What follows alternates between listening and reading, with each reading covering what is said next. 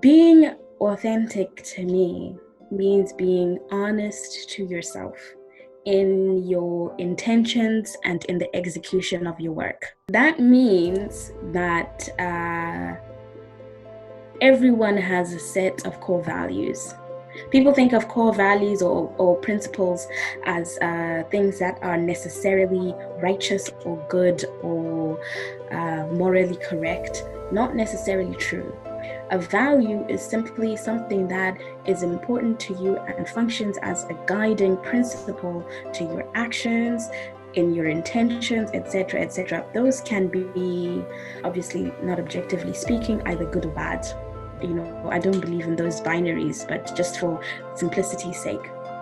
Being authentic means, again, having intentions and enacting work that aligns with those values, aligns with that brand, but a more inwardly focused brand for yourself, at the core of yourself. Who are you?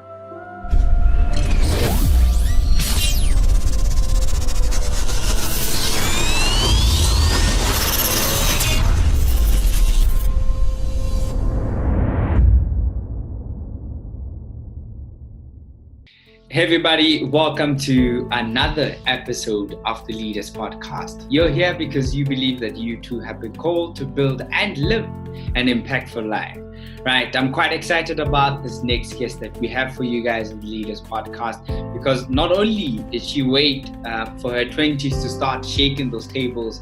However, growing up in Zimbabwe at the age of 17, Tanatsei started the 25 May movement with a desire to create awareness and a sense of responsibility in her community about the future of the African continent.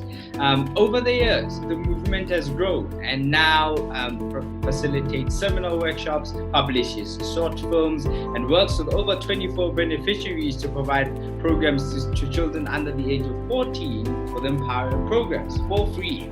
It was only a matter of time that in 2019, Tanatsei would be named the Diana Award recipient, which is known as the most prestigious accolade any young person can achieve at the age for their social action. Furthermore, she's now enrolled at Edinburgh University in the UK, where she's studying towards her BA in intermedia art, a course-based interdisciplinary arts program. Think of the next Ellen Johnson or the next our very own Dada Mesiti. Think Tanatsei Gambura. Tanatsei, thank you so much for joining us here at the Leaders Podcast. Thank you for having me, Paul. Now, Tanatsei, I've for the longest of time, I think towards the end of year 2 journey, you've been someone I constantly looked at. And I think I haven't spoken to you in quite a long time. I'm just genuinely interested, ever since the lockdown, the pandemic, being forced to quarantine, what have you been up to, to keep yourself busy? What has been Tanatsei been up to? I mean, yeah, it's such a strange period. You have really high highs and really high lows. I experienced peak mental health at some point and lowest mental health at some point, but it's such a roller coaster. But I've been keeping myself busy by working.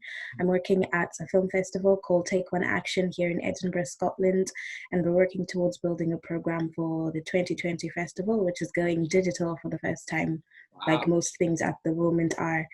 So that's what's keeping me busy. I do have other projects I'm working on as usual, but those are not important at this time.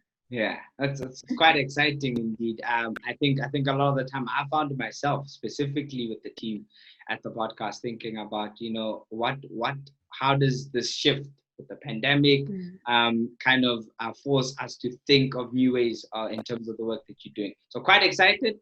I'll be waiting for my invitation to the digital festival. Yes, of course. To see how it will go. Now, Tanatsei, you describe yourself as a cultural activist. Generally interested in what does it mean to be a cultural activist, and why do you think this is important, this role for the continent? So I led a lecture about 2 weeks ago that was breaking down the role of culture in sustainable development in Africa. And basically, just to sum it all up, we worked with a definition that described culture as basically a set of value systems for a group of people. So what I believe is that if you can understand the value systems, the things that drive a group of people, their motivations, their aspirations, their needs, their perceptions of the world, their worldviews, if you can identify what those are and understand how they relate to what they value in the world, you can begin to understand their core identities. And if there's a need you want to solve in a community, for example, maybe there's a water crisis, maybe there's a drought, etc., etc. Understanding those people's relationship to that crisis in terms of what they value can help you to ideate solutions to the problems and the challenges they face. So what I do as a cultural practitioner or cultural activist is I advocate for people to understand culture, to understand the things that develop culture, to be able to differentiate culture from tradition, from heritage, and to have an understanding of their role in shaping human life and shaping the human condition. So I'm an artist, right? Essentially, I'm an artist, and that's what all artists do.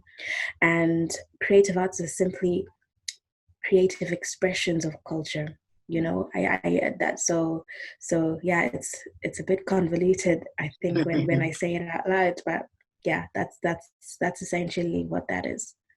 Talking about understanding people and understanding their core values, I really want us to take a quick trip down memory lane. You know, at the age of 17, you are in Zimbabwe, and you want to start this thing, which I believe is inspired by Africa Day. You call it 25 May movement.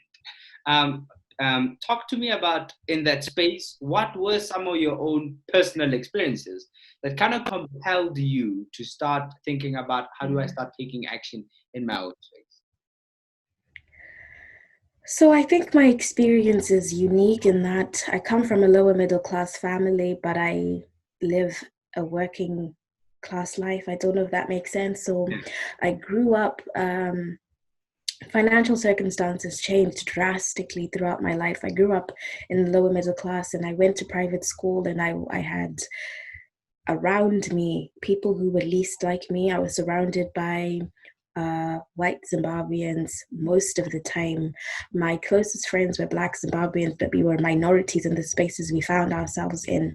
And I say it's a unique experience because it's not the majority experience in any African country, even if there's a white settler population.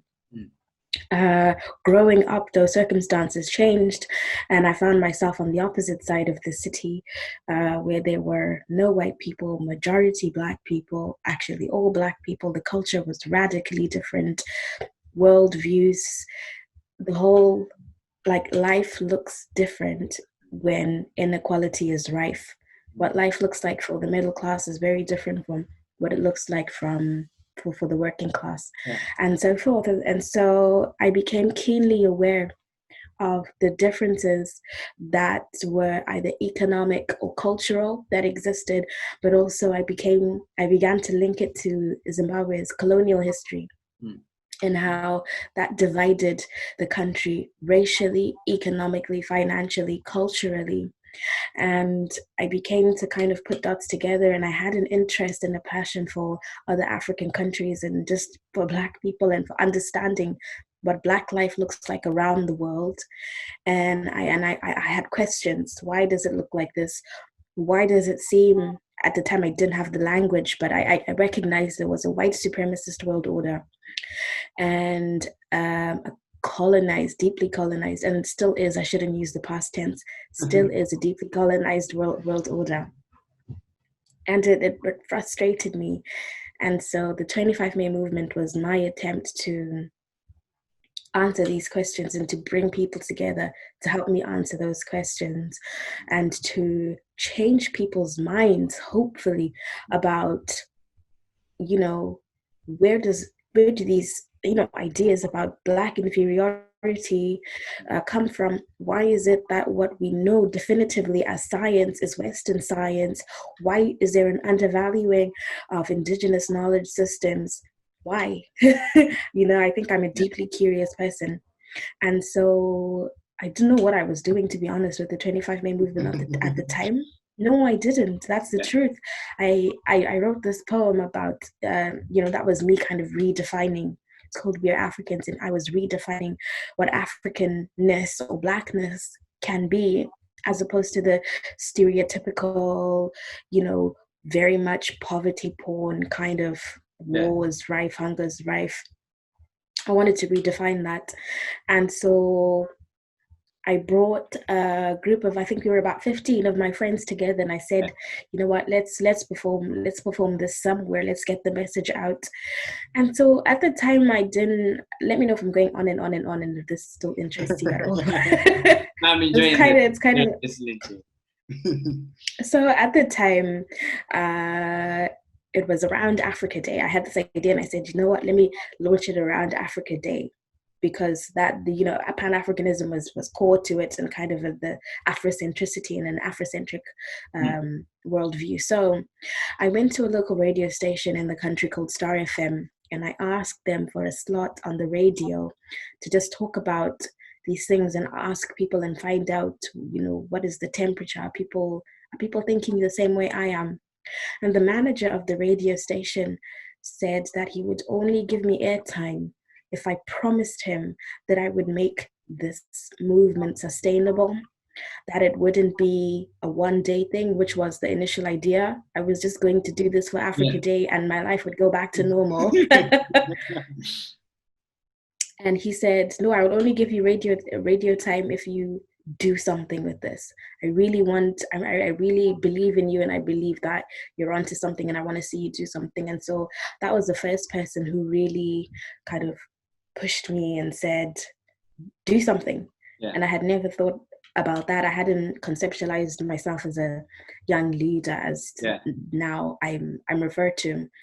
But I said, well, I really wanted the radio time, and I said, fine, I'll do it. And so we went on radio, and kind of one thing led to the next. It kind of spiraled into this movement. We were jumping around concerts, Africa Day concerts that were happening at the time. We started a Facebook page, started an Instagram. We got the poem recorded by my friends who had a studio and made films and videos. And then it was on the internet. And once you're on the internet, you don't get off the internet. And so I think the 25-May movement, how you can understand how it's growing, is that it was not initiated as some organized collective or some organized movement that had a long-term goals, etc., etc. That's now something I've had to be challenged to say, how do you take an initial idea and transform it into a movement that can have longevity, that can have a long life, that can be impactful in the long term? And so what people see as the 25-May movement is deeply a work in progress. And I think I would like to think that many organizations run that way, right? That you're constantly looking at the context and the climate in which you exist, and you continue to work on your idea or your group of people, your movement, your community. And that's what the 25-May movement is essentially. I'm still in the process of defining it, still in the process of really pinpointing a niche, so to speak. But that's me, and that's the 25-May movement. I think what I love about that is that while listening to you, I start to think about a conversation I had with myself a couple of weeks ago, thinking about Mpo's body of work, right? And as I'm listening to you, it's kind of thinking the same thing, like this thing is not just a one day thing, but how do we start thinking body of work, or thinking longevity, thinking something that is not only bigger than ourselves, but something that is designed to stand the test of time, which I find quite interesting. I'm also quite interested, Tanatsei, in this shift, right? So it started off as just a quick radio time, and then one thing led on to the other. Through that process, what were some of the internal things that you had to change? Did you had to become more assertive? What were some of the internal challenges that you started to experience as this thing is starting to grow? Imposter syndrome, first of all, like that whole feeling of it's anxiety really, and being like, am I the right person to do this? What am I undertaking? Am I old enough? I think especially at our age, we find our credibility being challenged all the time. We find our credibility being questioned. Our, maybe it's just a phase, maybe it's just a young thing. Like I'm saying, I was 17 at the time, and I didn't know how to run an organization. Like I don't know how to run an organization now, and I'm 21. You know, 4 years later, they are still things I'm having to learn. But now I had to, from just being a teenager, I had to be somebody who was skilled in the strategically managing a collective. So that's a really big task. How I had to learn kind of how to view myself as somebody who's much older than me, who runs such kind of bodies of work, like you described. I had to now start thinking like those people think. It wasn't now just about my A levels and the boy who dumped me last week or whatever. Like my life had to really change gears completely. I had to start learning fundraising. How do you fund a movement? How do you fund an idea? How do you fund a company? And then now I've brought in the word company. How do you decide what kind of an identity your collective will have? Will it be a company? Will it be an NGO? Will it be a private voluntary organization? Will it be a collective of artists? Will it be a cooperative company? All these questions, and I don't even know what, like, I hadn't done business studies. I hadn't done arts administration at master's level. It was just, now these are things that you now have to start finding answers to with limited resources, limited time, because you're in full-time education, which I still am. But still somehow make it work and have impact and prove that there's impact and that the impact is real. And so, fun as it was many times, and even now, it's there's a deep pressure that comes with that, a deep pressure in running something that you want to have, again, longevity, and you want to genuinely be impactful. But at the same time, you can't commit the time you need to do that. I can only commit to the 25-day movement on a part-time basis as long as I'm in full-time education, as long as I'm working a job, as long as I'm outside the country of its operation, which I currently am. So it's a journey that comes with opportunities, but also comes with some real challenges too. And I'm guessing, were there at the time, any support structures, either family or individuals, that still till today have made or helped you make sure that you bring this mission to fruition? Yeah, I think definitely. I don't think I could have done anything at all that I did with the 25-minute movement alone, from the fact that I said, like, the initial kind of performance art that it was based on was not just me, it was 15 other girls.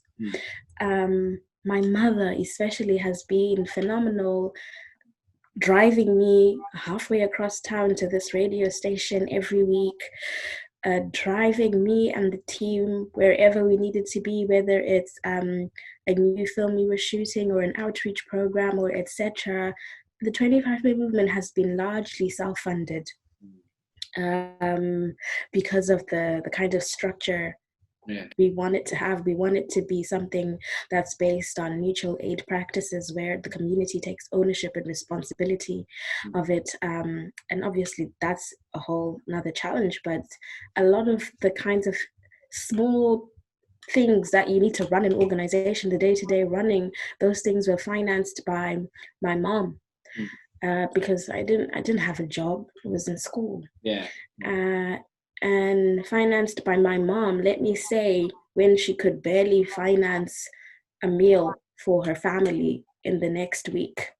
And she still made those kinds of sacrifices and said, this is something that wow, I'm getting emotional thinking about it. Yeah.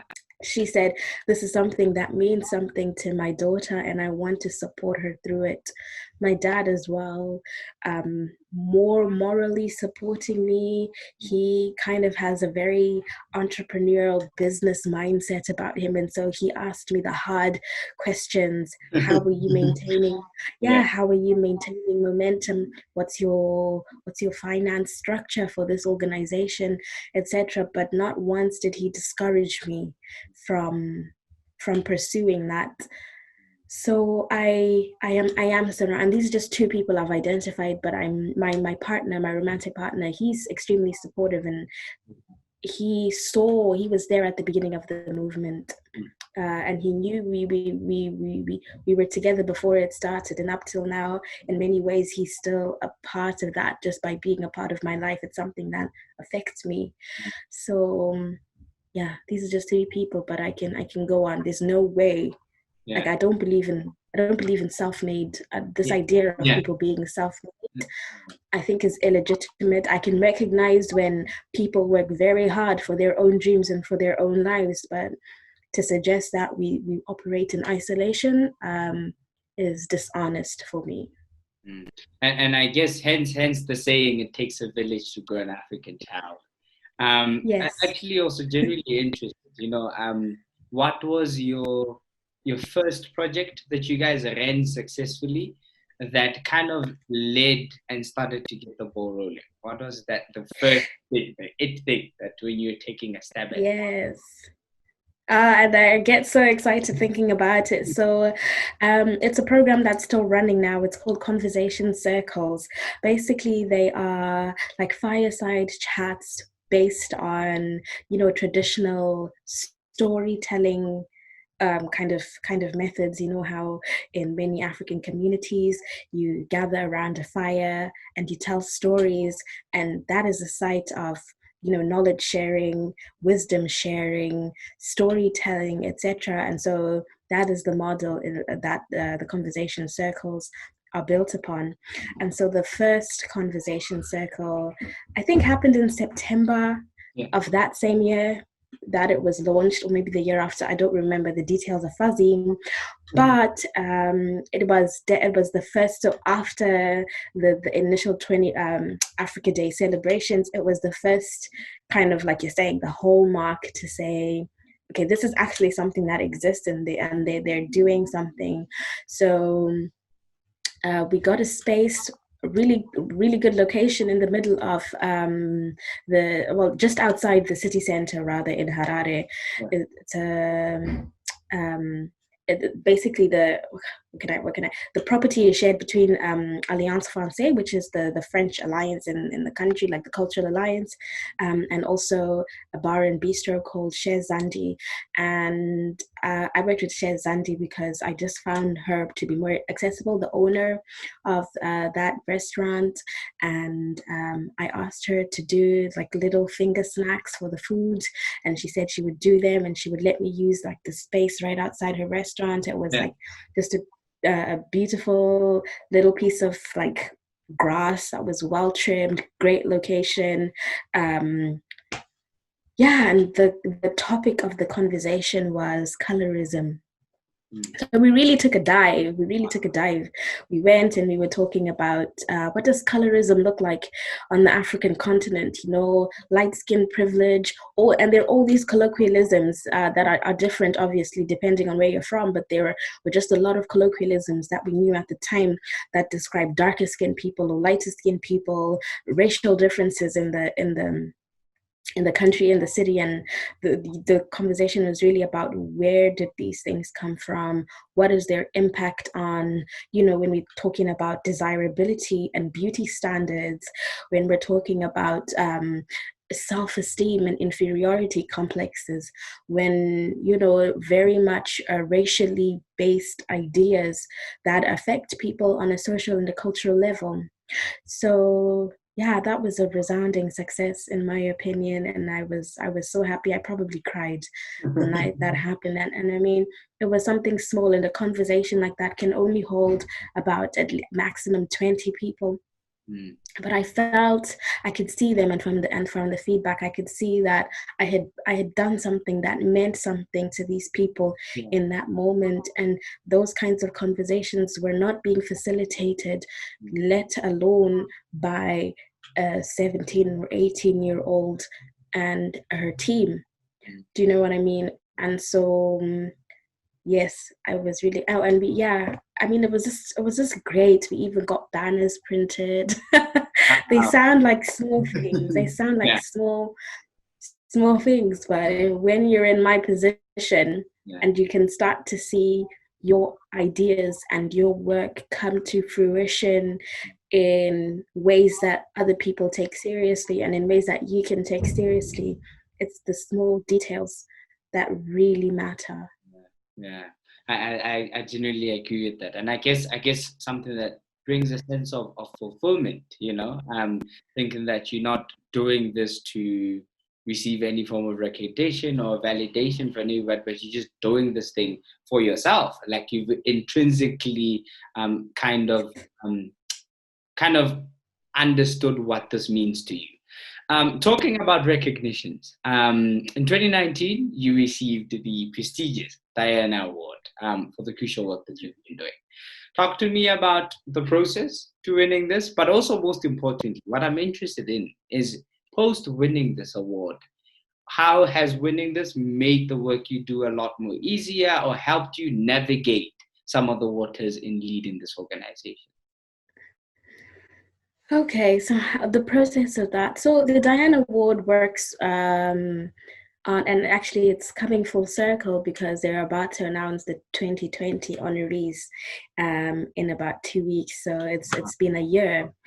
You are nominated for this award. It's something that you have to be nominated for by somebody, some stakeholder, whether it's in your team or somebody you've worked for, but the person has to have actually quite intimate details about the organization and the running and the management of your initiative or your idea. Mm. And so I was nominated by one of my colleagues who now works for the 25 May movement, but is an independent arts practitioner in the country. Mm. And yeah, that's it. You kind of nominate someone and you don't know how it's going to go, and Yeah. then they were informed that I had been awarded the prize, and then they informed me. Wow. Yeah, I remember. I think when I found out, I was on my way to dinner at ALA, Please. and they called me. Yes. I think I was on my way to dinner and they called me and they said, "You have been awarded the Diana Award." And I said, "What?" Yeah, it was just like, yeah, I was just going for dinner. And I got a call. Yeah, I was probably with Meetie at the time. So yes, that happened, and then I was contacted by the awards themselves, and obviously they were now asking for just details about me, like for example, asking for a photograph, standard requests. Uh, so yeah, once having kind of gone through that process, I couldn't come. So the award ceremony happens in London, and I couldn't be in London. Obviously, I was at ALA. Mm. Yeah. So I missed that ceremony, which kind of breaks my heart, but it's life. But anyway, having been awarded that prize, remember I said something about credibility just now in talking about how, especially as a young person, it takes a lot to prove that you are just as committed to excellence, Yeah. just as capable, Yeah. just as driven as somebody 20 years older than you who is in the industry and has been in the industry. You have so much to prove as a young people, and the pressure can really be debilitating. But having received this award, I think people begin to perceive you differently. It's kind of like a stamp of approval. And not that I was seeking approval from anyone or anybody per se, because I have a deep conviction about the work I do, and I'm proud of the work I do personally. It's an intrinsic fulfillment that I receive from it. However, when it comes to getting access to resources, access to opportunities, being heard, being given space, having people create space for you to do the work that you want to do, people will question you all the time, and they'll question your credibility. You have to prove why you deserve to be in a certain space. Whether you approve of yourself or not is not even on the table. And so I would say the biggest thing the Diana Award did for me was for other people. It's kind of grounded how other people perceived me. You know, I think my work is always the proof is in the pudding kind of work, where you can tell what kind of person I am. You know my work ethic. You know what drives me. You know what I'm capable of just by working with me or by being in proximity to the work I do. But now with this award, or with this kind of, I just envision it as a wax seal. People are now saying somebody else believes in that person. Somebody else has recognized that this person, a group of people have come together and have selected or identified this person from a pool of other highly achieving people and said that this person's work is as important as they say it is. So that is the most important thing that the Diana Award has done for me. And then I guess, as they keep saying, that the results don't lie. You know, you can ignore the work and the work that the organization is doing, but at some point, you know, with the result, you'd be like, man, there's no way you can ignore such. And one of the things that I found quite inspiring, and then I found myself quite really thinking about what does she mean when she's saying this, is that I got a chance to actually read one of your posts, not your post, one of the poems that you posted online, entitled "Subjects as Critical as Breathing," in which you state in the quote and in the poem towards the end that silence is crucial, objection is a death wish, somewhere in between those two. Somewhere in between the two is a place where my country lives. I really was like, wow, okay, what does Tanatsei mean? And I thought, well, I'm kind of really interested in unpacking what did that mean, and how does this quote kind of encapsulate your experience growing up in Zimbabwe? Yeah, so I don't know why people ask me about this poem all the time. It's easily the poem people are most intrigued by, and like that's so interesting. I didn't take it as seriously as maybe I needed to when I wrote it. But basically, yes, the line actually reads, silence is suicidal, objection is a death wish, somewhere between the two is the place where my country lives. Growing up in a deeply conservative country, politically, culturally, I found really difficult.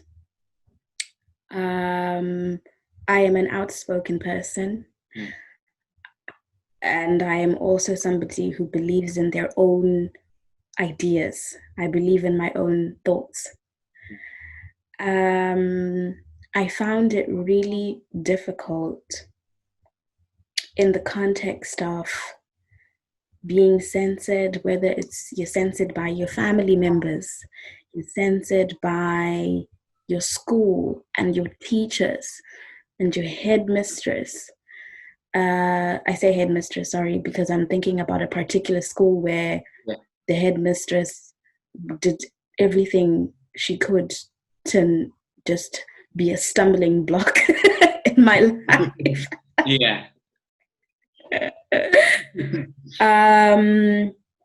And also censored by the state, and just knowing that there isn't really freedom of speech anywhere. you know, not just politically, even culturally. Conservative societies are founded upon shame and founded upon silencing, and silencing anyone that kind of brings out feelings of fear and shame within that context. And so I found it really difficult to speak out and to object. Like the word in the poem is object. I found it really difficult to object to whether it was patriarchal norms that I was expected to uphold or fulfill. It's obvious that I'm a feminist and I believe everyone should be a feminist. So I try not to use that word because it's just like, why are you labeling something that, like, I don't know, if you're not a feminist, I don't really know what you do with your life.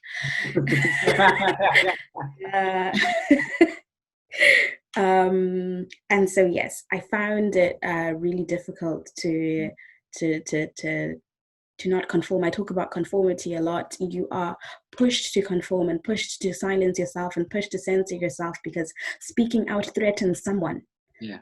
Whether it threatens the patriarchal head of your household, or it threatens the state, or it threatens whatever, somewhere, somehow your existence is a threat. And as a Black woman, I have found myself threatening to so many people at so many points in my life, and I think I will continue to carry that identity. And so this poem for me really kind of encapsulates that deep anxiety of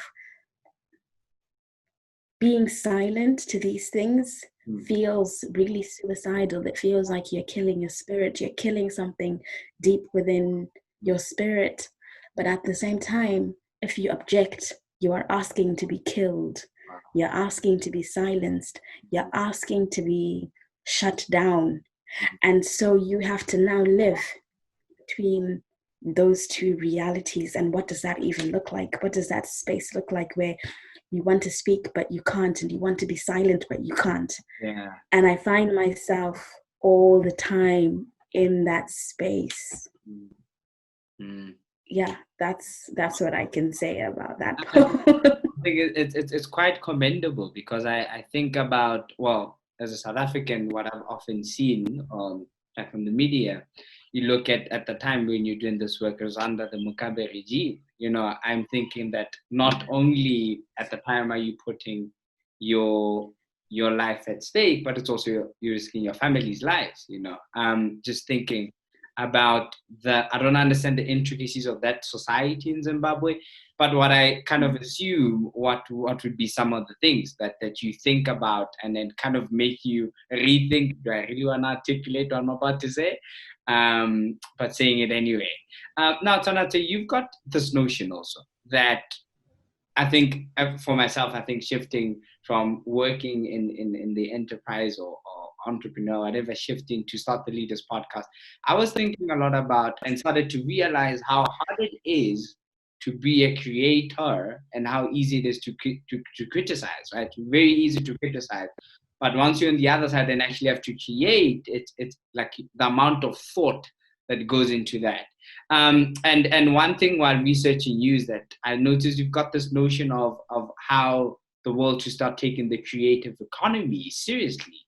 And I was quite interested in what are some of the action steps as creators you think we could be taking to kind of make the world take this economy quite serious as we do. Yeah, demand your value. Know your value, then demand it. Don't accept payment via exposure, or payment via connections. Be paid money for your services.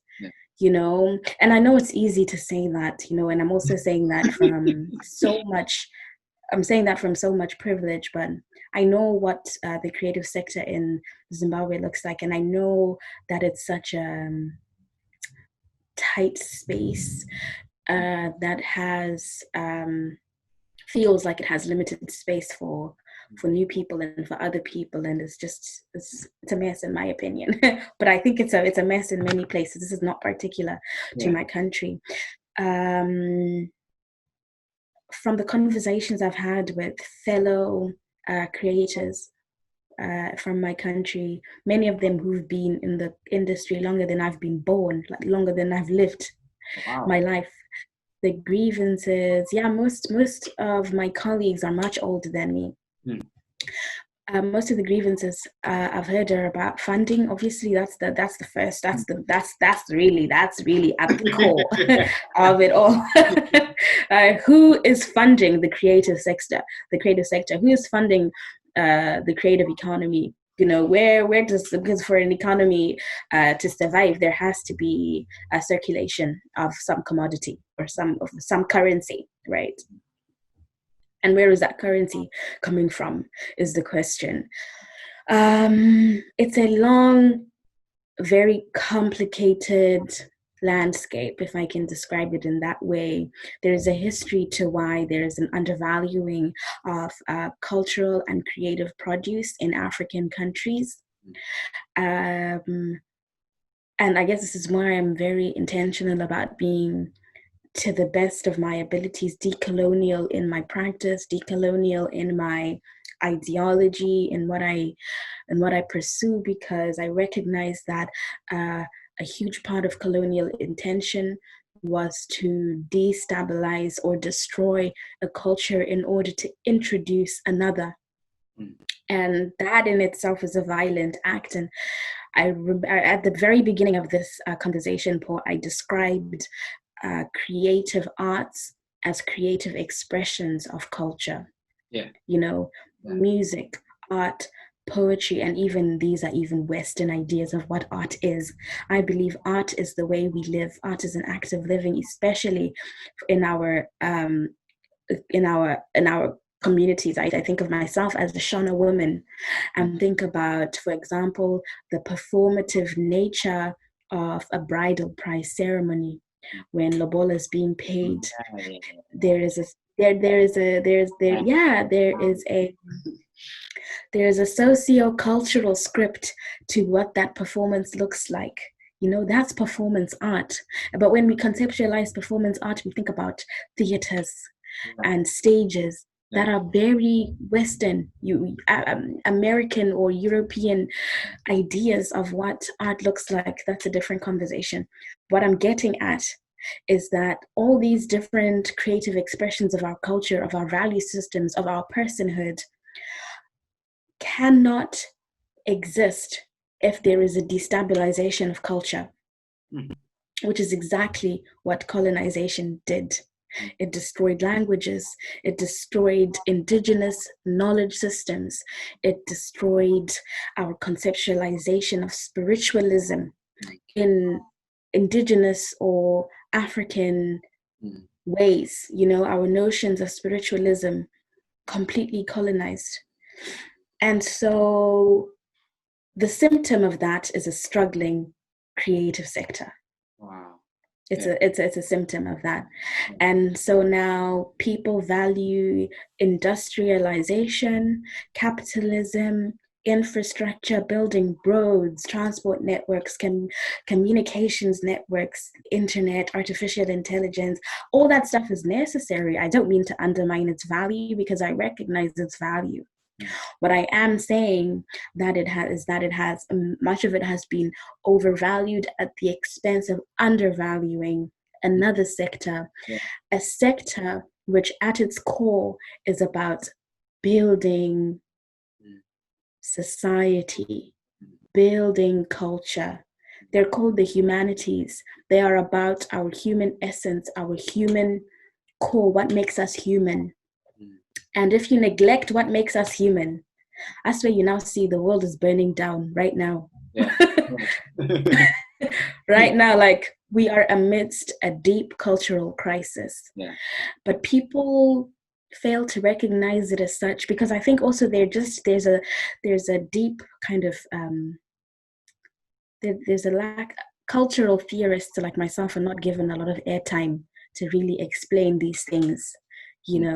Because from the very beginning, and I'll talk in my personal life, from the very beginning, explaining to people that I am not a lawyer or a doctor or an engineer immediately made people undermine me and undermine my work and undermine my ideas. Like I'm saying, you always having to prove yourself and show your credibility. It's even worse so if you are an artist or a creative or somebody who works in the humanities in some capacity. I hope that makes sense, Paul. Perfect sense. Got it. Thanks. In one of your previous interviews, Tanatsei, I think it was with, I forgot the organization, but one of your interviews where they document you, you speak about taking our lives as they are and not trying to live in spaces that do not exist, which I found quite interesting in the sense of, I kind of sometimes think about, does this space allow me to be an authentic human being? But also just generally interested, like when you were saying that, like not trying to live in spaces where we do not exist, what did it mean? And how did understanding how did understanding what it means to be authentic kind of help you in becoming the Tanatsei you've become? Yeah, I think, first of all, I really don't remember which interview that was. And I think the context of that interview would help me recall where I was coming from, when I said that. Okay, but I can still, yeah. Okay. Let me talk about authenticity. Okay, sure. Let me talk about authenticity. Being authentic to me means being honest to yourself in your intentions and in the execution of your work. That means that everyone has a set of core values. People think of core values or principles as things that are necessarily righteous or good or morally correct. Not necessarily true. A value is simply something that is important to you and functions as a guiding principle to your actions, in your intentions, etc., etc. Those can be obviously, not objectively speaking, either good or bad. You know, I don't believe in those binaries, but just for simplicity's sake. Yeah. Being authentic means, again, having intentions and enacting work that aligns with those values, aligns with that brand. That's your personal brand. And I don't want to conceptualize it as a brand that's very outwardly focused in what people see, but a more inwardly focused brand for yourself, at the core of yourself. Who are you? What do you value? For me, those values are courage. I would say all the time. I speak about courage all the time. Yeah. Courage is a core value of mine. Integrity is a core value of mine. Compassion is a core value of mine. Social justice is probably underpinning all of those. Yeah. So living authentically for me looks like, and we're not perfect, mind you. Let me just put a disclaimer here. We're not perfect. It does not mean that because I've said these are my values that I am able or courageous enough all the time to live up to them. I'm challenged and I'm tested all the time. But if I can pursue to live as somebody who has values that matter and that drive them, then I'm living authentically and I'm living intentionally, you know? I think oftentimes, especially when a lot of our work has a lot of people from the outside looking in to you, you know, what does that look like when it's from the inside? I always think about the inside. How do we create space to protect our core selves? And this is sounding really abstract and philosophical right now. But I just hope I'm communicating it in a way that makes some sense. It's really about, your intentions and your actions. Are they honest to yourself, to what you value? And oftentimes you can feel it when they're not. You can feel when you know it's uneasy and you really feel like you've compromised or jeopardized something in yourself. You've compromised a principle that is really important to you, but we learn and we grow. But yeah, I think being authentic is really important because, oh, I think now I understand what I was saying. Now it's coming together in the context of authenticity. Living in a space that doesn't exist is what happens when you're not being authentic. It's what happens when you're trying to be someone else, or you're trying to, and you know what, like, this happens to us all the time. I'm constantly questioning myself. Why do I want to do this? Why am I an artist? Why this?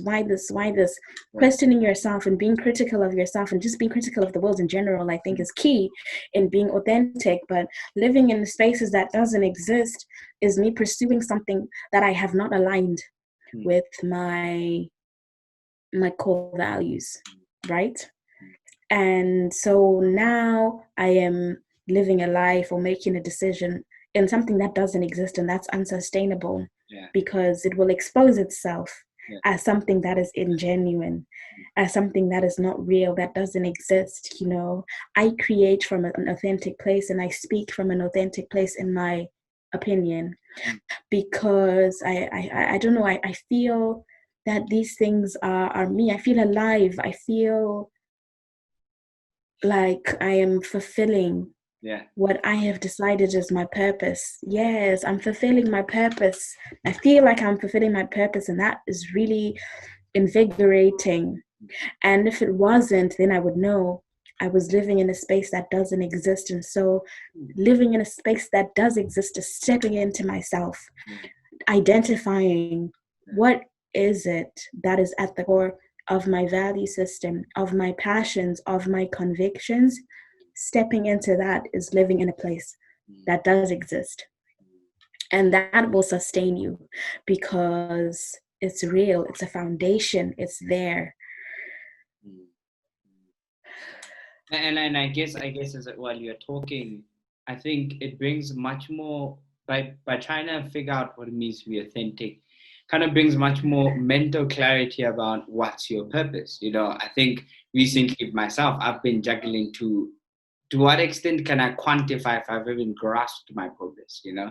And while listening to you, I think not viewing it as exclusive circles, but figuring out how do I become authentic is kind of something that while you're talking, got me thinking about how that even ties in with purpose, you know, because I think at its core, you try to find the core principles, as you say, that kind of govern your life. Talking about authenticity, what would you say is your message to the world? Oh, that's a difficult question. To decide, and I've said this before, but I would like to challenge people, whoever's listening, to decide whether they want their actions and the decisions that they make to be governed by fear or to be governed by courage. And courage is not the absence of fear. Courage is, despite the existence of fear, you're going to decide to do that thing that you want to do anyway, or that decision anyway. Oftentimes we stop ourselves from pursuing our dreams. That's such a cliche, but the things that we want to pursue can be small things like today I need to decide whether or not it's important for me to seek rest or to work and seek productivity. And sometimes, especially for people like me who have workaholic tendencies, it takes a lot of courage. It takes a lot of courage to say, no, I need to rest. Actually, I have reached my capacity and I need to now look after myself in a different way. And for me, that is a decision that I would describe as being governed by courage, because fear would say, no, you have not done enough work. You are inadequate. You need to work harder. You need to prove yourself even more. Even though my body and my capabilities are saying something much different. In that moment, me deciding to continue working will be a decision that has been made or determined by fear rather than by courage. So my point is, it can be something very big or something very small, like a decision in a moment like that I've described. But make it a principle for yourself to decide, am I making a decision based on courage or based on fear?